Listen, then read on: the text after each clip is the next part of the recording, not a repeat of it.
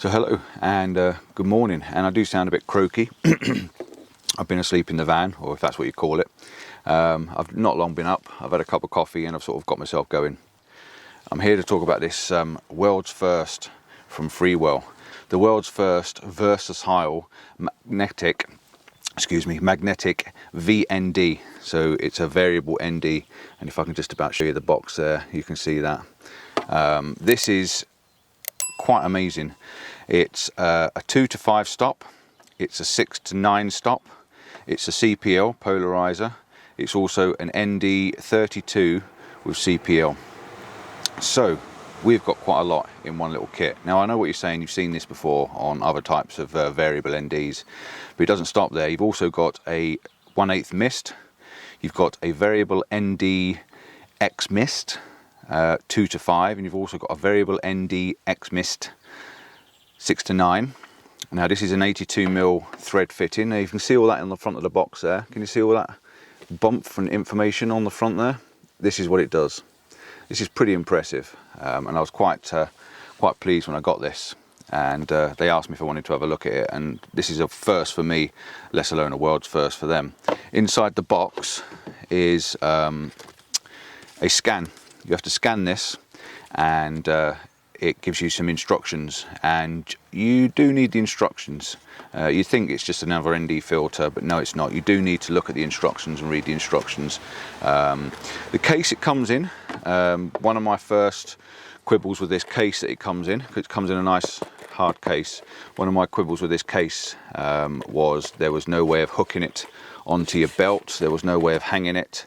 There was a tiny little loop on the top here, which you could put a link through, but the zips open down, so as soon as you open the zips, everything's going to fall out the bottom. So this was one of my first issues. As soon as I opened the box and looked at this, I thought this is useless for its purpose. But I contacted Freewell, I mentioned it to them, which is what they like me to do, and this should be a brand new case. When you receive your one of these, when this is live, you should get a different case. This is just a case that they sent these out in. They're still in the process of actually sorting out the cases. This is how new this item is inside. So I'm going to show you this item. I'm going to go to a quick view of what we've got in here, and then I'm going to quick view of what we've got in here, and then I'm going to go and do some testing on it. So I don't want to make this video too long, but it's going to be quite long because it's there's quite a lot involved. This is what you're looking at. This is just a complete chunk of what's in there. So you get a lens cap. So inside the box you get this lens cap, and it's a beautiful looking lens cap. It's almost see-through, you can almost see through it. It's got clear writing, it's really, really nice. The magnetic system, this is a really good fit. That really does magnetize to the lens, so that's one of the things you get inside the box. The other thing you get one of these. This is a CPL on this side, and on this side it's a 2 to 5 stop. Now this is where it gets clever. This system works in dual ways. Depending on which way round you put this, you have to look at the writing on the front. So 2 to 5 stop, and on the other side is a CPL. That's the clever part about this system. You also get this one, which is an ND32 CPL. That's on that side, and on the other side you've got a 6 to 9 stop. So if you just want a polarizer, you just put this one on facing out with a CPL. If you just want a 2 to 5 stops, just a slight gradient, or not a gradient, just a slight ND, you put that one on. If you want a heavy ND 32 with a CPL, you put this one on facing out. And if you want a 6 to 9 stop, you put this one on facing out. This is where it's getting clever. Now this is your holder, this is your mount. Your mount has a thread on it. It's going to come in different sizes.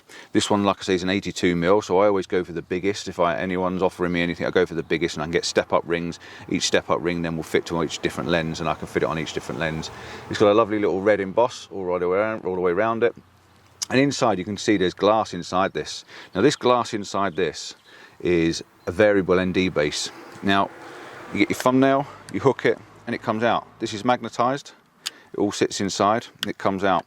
You line up the little Freewell logo with the little Freewell logo inside there, and it clips inside. Now this is now got no glass on it. This is what fits on your lens. This is the bit that does the magic. This is the bit that you can interchange as well. This is a variable ND base. So this is the base that as you turn it, or as you turn the filters, this is the bit that changes the polarization and stuff like that. But it doesn't stop there. It doesn't stop there. Inside the case you also get another one of these rings with the logo on the top, the Freewell logo, and on the front of this one it says Mist X variable ND. Now this is your Mist X base.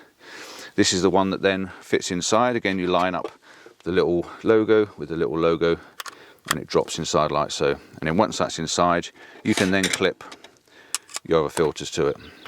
Okay, so it works like a standard magnetic system where everything sticks to it, and depending on whether you stick it that way round or whether you stick it that way round. The only thing they do ask, and this is very, very important, on the top of this ring there is a tiny little A, which you might not be able to see on the front. Let's see if I can focus on that.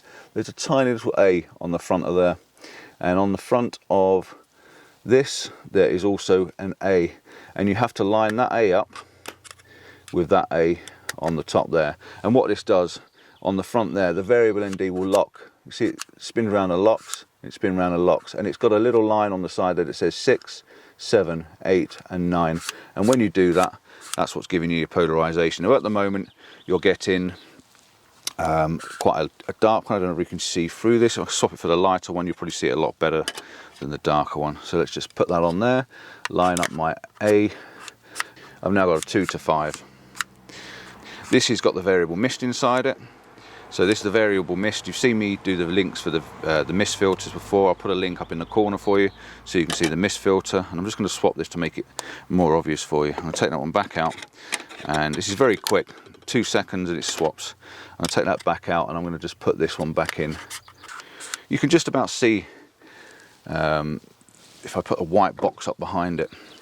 So if I put this white box here, you can just probably see that as I spin it, it gets a bit brighter. It's quite difficult, isn't it? Yeah, it's not quite showing up on there. But that's how it works. It's very, very clever. And I need to go and test it. It's no good just giving me a big pile of glass, as what you can see down in front of me. I actually want to go out and try it in different situations and test out the NDs and test out the different parts and components that this does.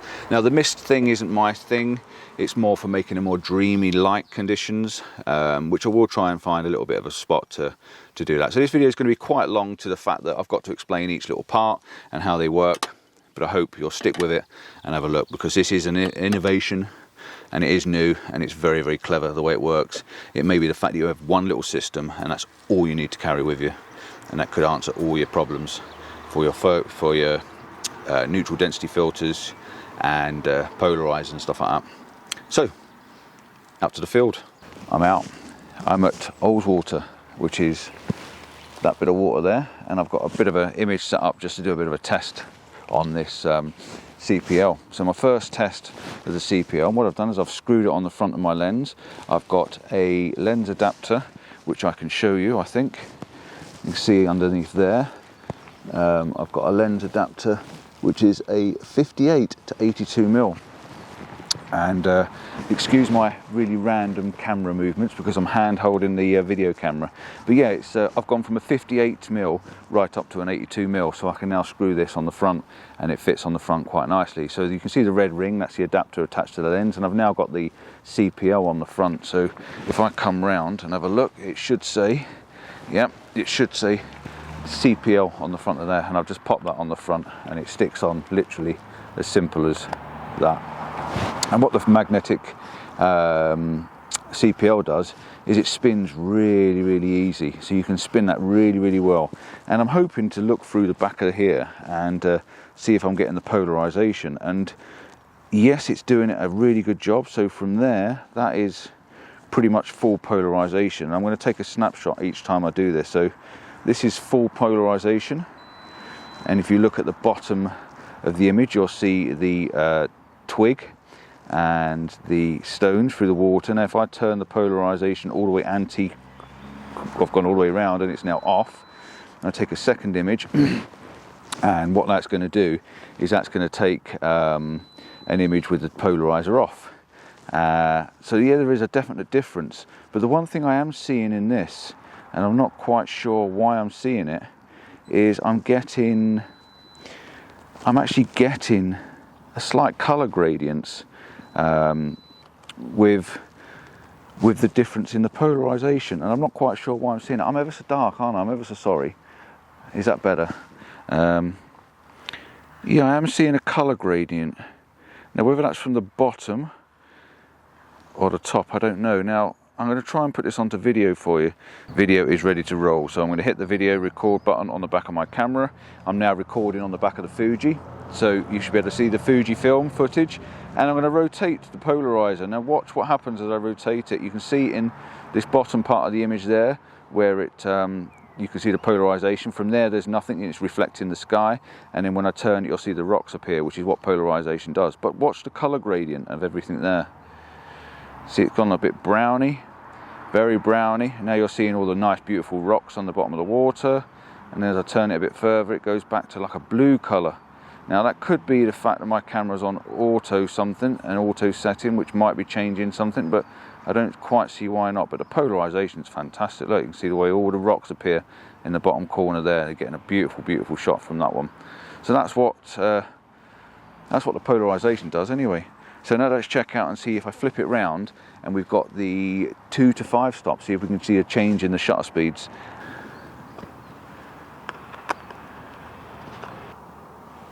So line the A up, and the A then is on auto, and it goes 2, 3, 4, 5, 2, 3, 4, 5, you can see there.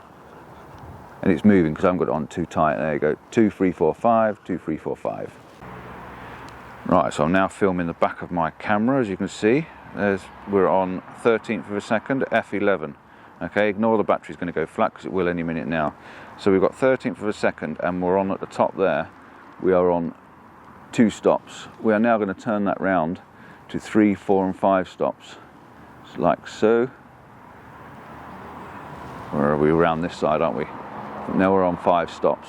Okay. So before, oh, my focus is gone. Before we were on 2. Well, we were on 0. Then it goes round to 2, then round to 5, and you'll notice that now on the back of the camera we've now gone to 1.3 seconds. So we will take one at 1.3 seconds, and now we're going to scroll that back round to 2 stops, and we should have changed there. Yep, we're now on 1/8 of a second. I'm going to take an image there just for the 2 differences and to be able to check the colors as well. And I'm just going to put my hand in front just so I know these are all my test images that I'm doing. So there we go. That one's on 1. I think that's 1 stop because you get 1 stop of light from the filter that's built on the inside, and then that brings it to 2, 3 and 4. So I'm only going to go to the 2 extremes, maximum and maximum. I'm now going to get the other one out of my bag and change that over and put the bigger one on. So 6 stops facing out, as you can see there. I'm going to put it on. I'm going to line up the A with the A on the side there, and that should lock it in now. Between, sorry, come back to focus. So I'm going to lock it into the A, as you can see there. And now I've got 6 stops to the arrow, and I'll scroll it around, and now I've got 9 stops to the arrow. So let's go back to 6, have a look what we've got on the shutter. The shutter is now reading 1.5, well 1.3 again, because we went from 5 to 6 stops, which is not a lot of difference. Okay, and now we're going to scroll it round, and we're going to take it right round to 9 stops, and it stops. It doesn't go past. You can hear it there. It stops, and on that, it's now giving us 10 seconds. So let's hit that and do a 10-second shot. This is all very, very simple, and it's very easy to use. You get a variable ND, you get a polarizer and everything built in. Brilliant. And my battery's just about to die on my camera, which it just has. Don't you love it when Compton does these reviews? Really random, isn't it, how I do things, and you know, it's never simple with me. I've got camera bouncing all over the place. It's very, very unprofessional, but this is the way I like it. It's real, it's raw. Right, I'm now going to try the one more. I'm going to go now, flip this round, and as you can see on the back of this one, it says ND32 with a CPL. And this one should spin all the way around, which it does. It doesn't have a lock on this one. Now what I'm getting is I'm getting a CPL ND32, which is giving me 2 seconds, which is obviously quite strong. and I'm also getting a CPL built into it. Now this would be great for waterfalls. So I'm going to take one with the CPL off. It's actually gone to 1.4 seconds at f11. And then when I spin the polarizer around, I suppose because you're changing the polarization, I'm now getting that glare in the bottom. It's giving me 3 seconds. So because the polarization is slightly different, the polarities are slightly different, it's giving you just a slightly different grade on exposure. And there's a 1.3 or a 3 second exposure. I'm just put my hand in front of that one as well, just so I know that's the finish of these test shots. Just like so. So yeah, I think that works really, really well. I love the fact that you just take it off, flip it round, and away you go. I think that's brilliant. It really is a crazy, crazy idea. And it works really, really well. Look at that, just take it off, flip it round, line up your arrows, which is somewhere around there. Once your arrows are lined up, it locks in, and it gives me that. And I take it off, spin it round. I want the ND32 with a polarizer, and I've got it. How simple is that? And then if I want to change it to the other one, I can get that out of my bag and take that one off quite quickly and easily. Drop that in there, get the other one out. And if I just want a polarizer on its own, I go to the CPL on the outside, stick it on the front. Look at that, real time. And if I want to go to a slightly two-stop, get my arrows in the right place, which is about, oh, where are we, about there. And you can see it's locked on. And it gives me 2 to 5 stops. How cool is that? How cool is that? And remember, when you're finished, you shouldn't put your lid away, but inside here I've got a lid and I need to put my lens cap on. Hold on a sec. Let's put them back in there so I can feel what I'm doing. Right, there you go. One lens cap on the front to protect the front of your lens. How cool is that? Right, now I'm definitely going to another location. I'm going to find a waterfall. See you at the waterfall.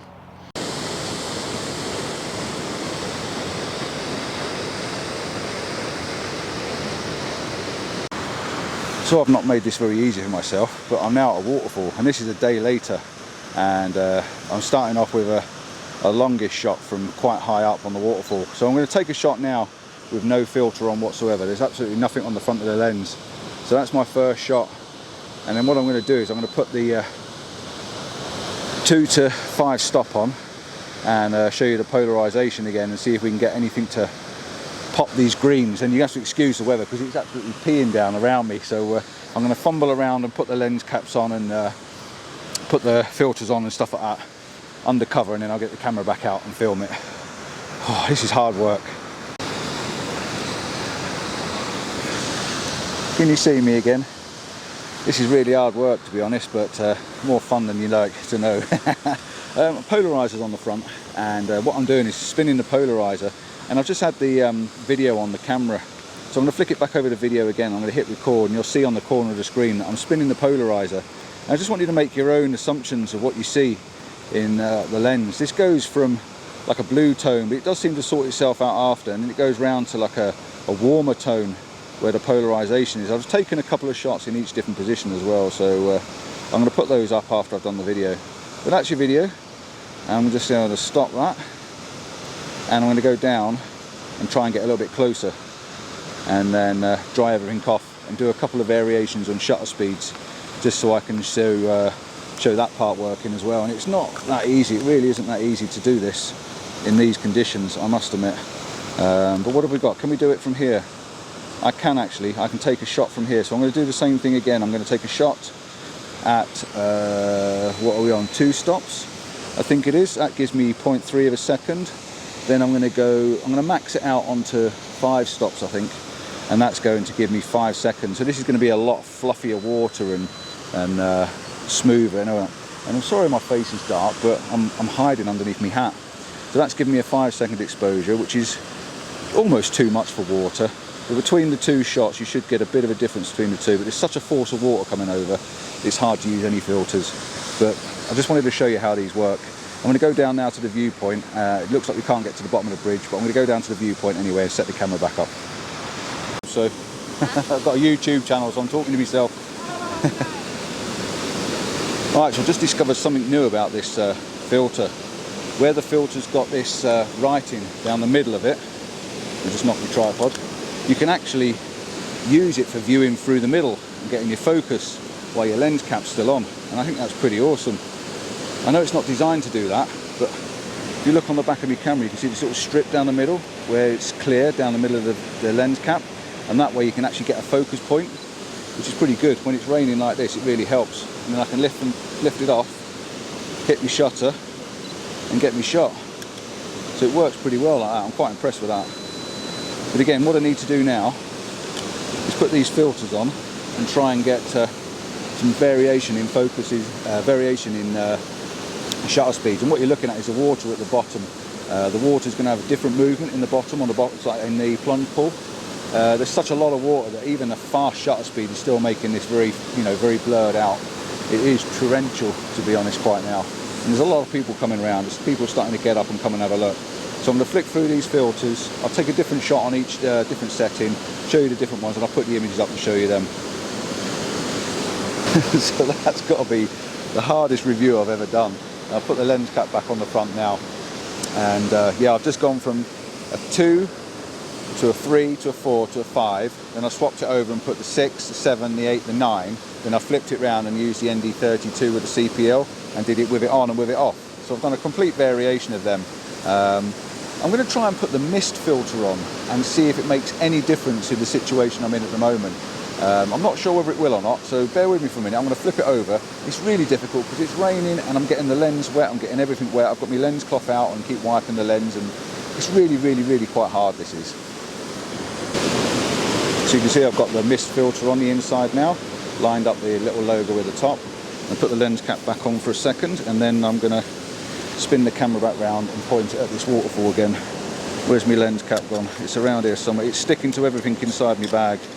It's all in here. I'm fumbling around. I've got bits and pieces everywhere in here. So lens cap back on for a moment. It's already getting covered in water, like so. And I'm going to flick it back round and we'll start taking some more with the mist filter on.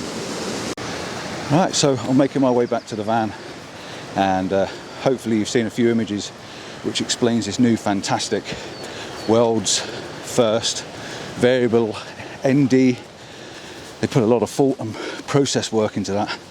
So I'm going to get back to the van. I've got to go the long way as well. I've got to go all the way around because it's COVID and it's a one-way system, and I can't just go back to the van. So I've got to go over the bridge and walk all the way back round. So yeah, thanks for watching. Don't forget to like and subscribe. Check out my normal videos, because I'm not just a reviewer. I just do this as a Friday thing and a fill-in, just to keep you all interested. And in all fairness, I enjoy it. But yeah, landscape's my thing. See you next time. Ciao.